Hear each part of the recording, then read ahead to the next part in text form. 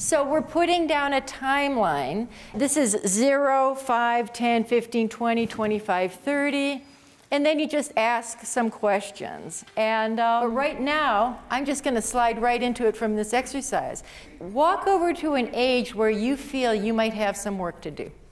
Okay, is everybody at the age they want to be at?